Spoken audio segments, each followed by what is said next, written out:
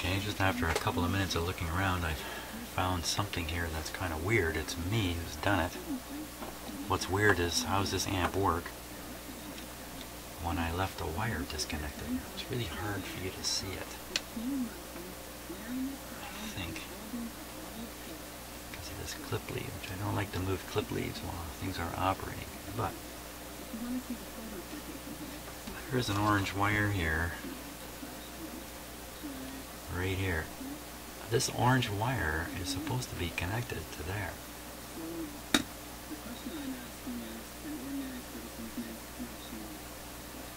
And I left it disconnected by accident.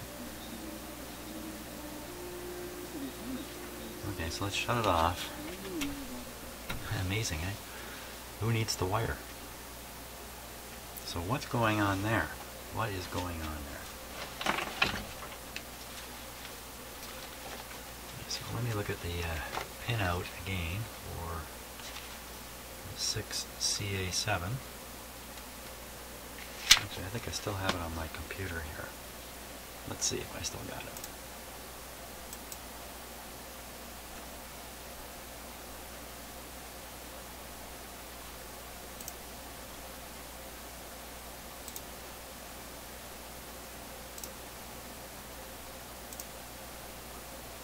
Okay, so this will do. So the wire is not connected to pin number 8765. Pin number 5. Oh my. Pin number 5 is the grid.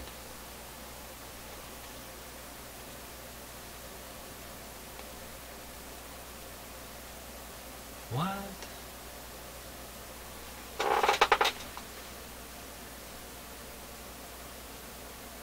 Wait a minute. How can I not have a signal going to the grid of one of the output tubes when they're in push-pull, and yet we can play this thing, and it sounds okay?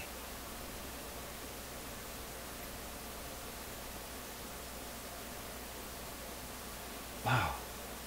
How could that possibly be?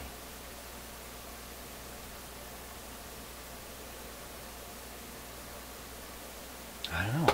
Well, I'm going to connect it. And I would think that if you don't feed the grid on one of the output tubes, you get... What do you get? I would have thought you just got a massive distortion. And you're busily looking at a blank screen here, aren't you? I must apologize. I get a little too excited here. Yeah. Just letting my soldering iron warm up. Yeah, worn out. It is worn out.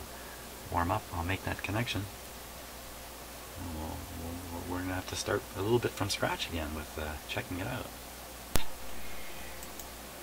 I don't know. Things just keep getting strange.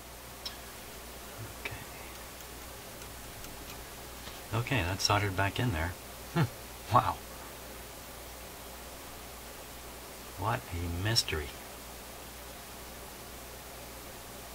Okay, let's give it a try. Hey, maybe that fixed the radio entirely.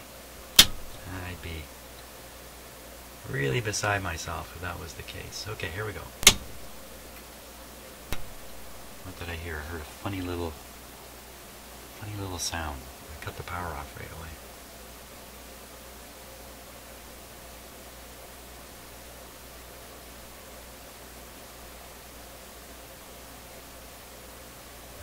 Perfectly correct.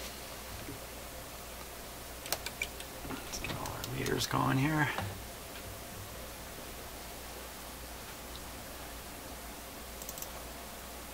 Oop.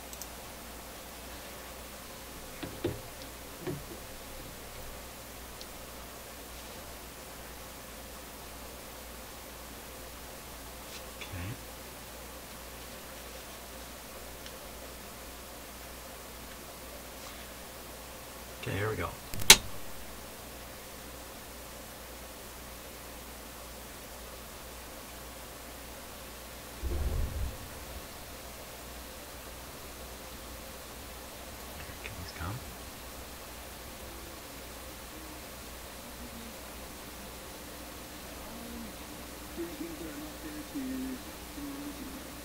I did not adjust the volume or anything. I thought maybe it'll come on and be twice as loud, but that's not happening. A much more distinct hum now. Especially from the small speaker. Okay, current's normal, voltage normal. Because we are on restricted. See my 2 light bulbs going.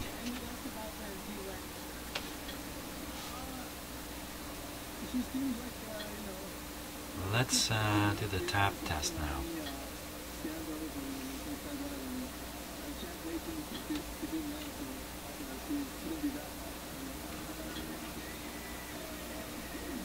We spoke to about 20 people, and when it comes to voting, we all refer to the power of a general feeling of personal happiness.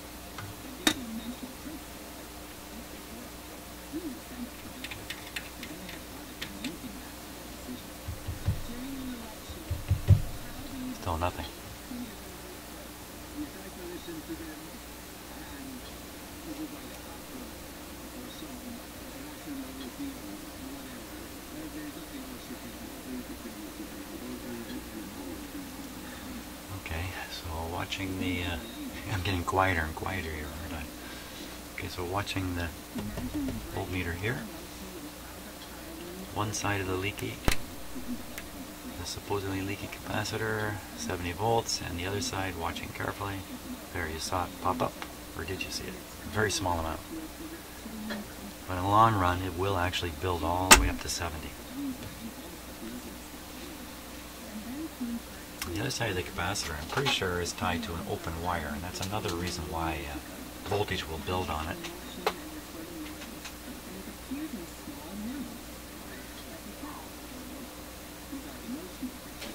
Well,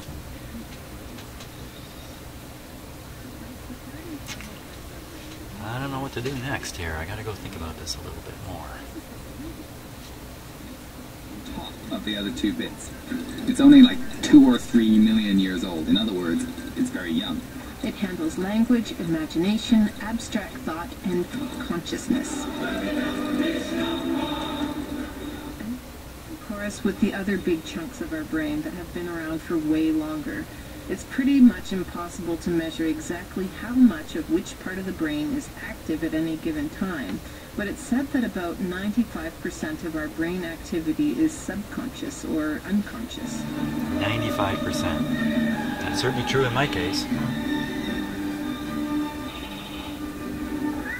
PhD student David Mostra pointed us to an article from the journal American Psychologist called The Unbearable Automaticity of Being.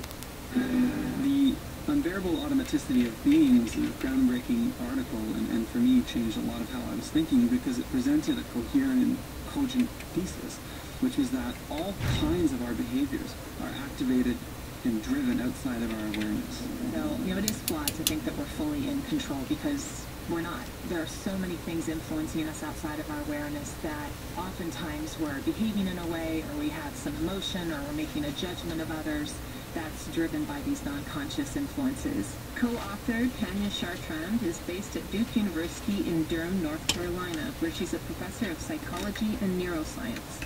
I think that one of the most fundamental and probably universally shared beliefs that we have as human beings is that we have free will over our thoughts and behavior. So, I'm in charge of me, you are in charge of you, we control what we think about, and certainly, we control how we behave. And this is even reflected in the social and legal systems we live in. So we have personal responsibility for our actions. And because of that, we're held accountable for our own behavior, legally, and even just by the people around us, our friends and family and coworkers.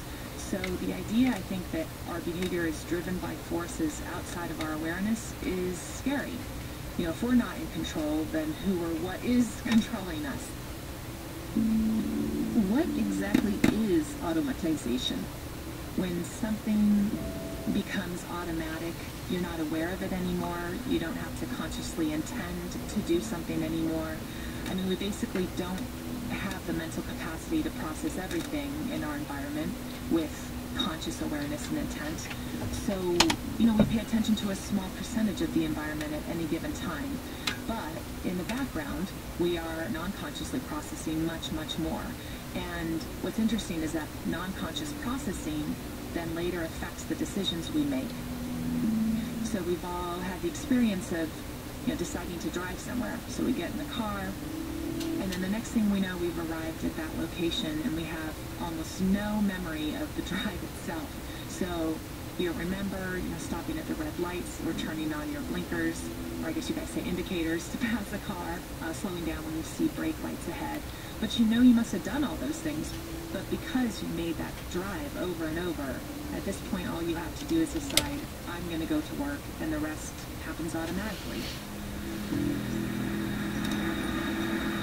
And this can even get us into trouble sometimes. So if we decide we want to drive somewhere different one day, and then 10 minutes later we realize, oops, we drove to work instead because we were on automatic pilot.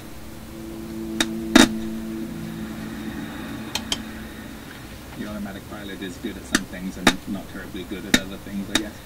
It's good as long as you're doing the same thing you've always done in the past. But if you want to make a change, or basically it's not as flexible and doesn't respond as well to novel situations.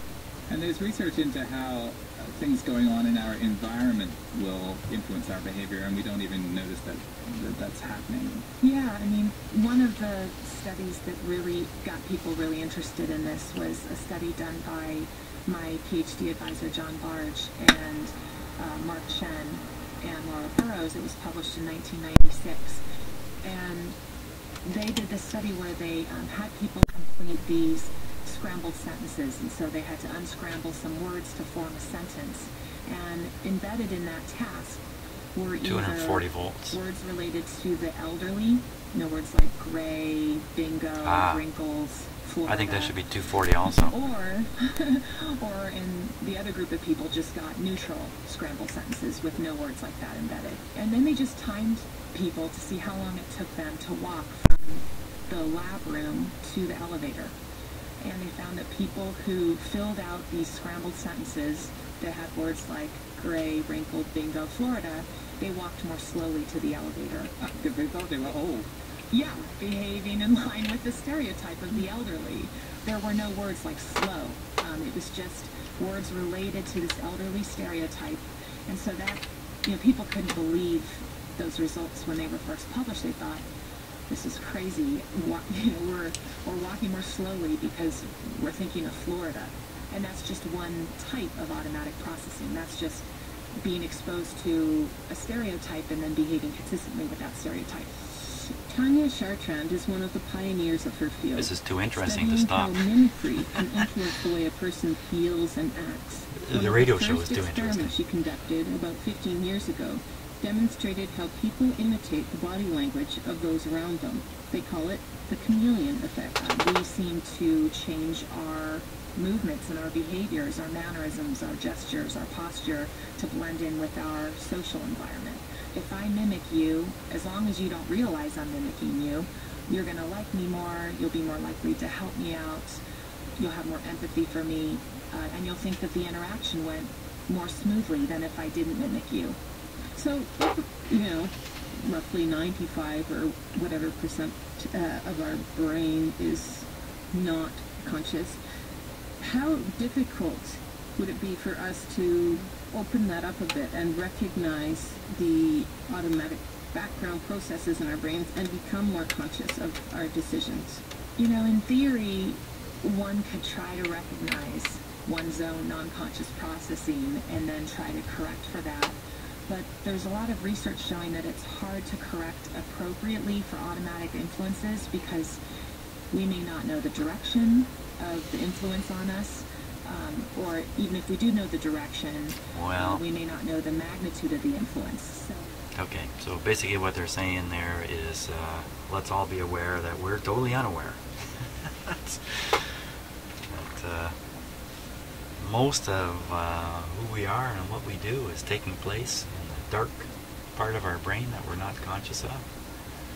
And our conscious mind that we are so convinced is so powerful is actually a weak little puppy. Mostly a slave of our deeper unconscious brain it's a Freudian theory, I think, basically. And that in fact our conscious mind is constantly providing rationalizations for what our subconscious mind is making us do. And we go through life fooling ourselves into thinking that we are the ones in control of making choices, that the conscious part of us. And meanwhile, it's really the subconscious part that's doing everything. Yeah, nothing is as it seems. And that seems to be the case with this amplifier too. So, don't know what to do next. I just noticed that the voltages on the tube up here are all low compared to this tube. Yet they're identical tubes and appear to be basically set up in exactly the same way. Even have the same size cathode resistor. Oh, that's, yeah.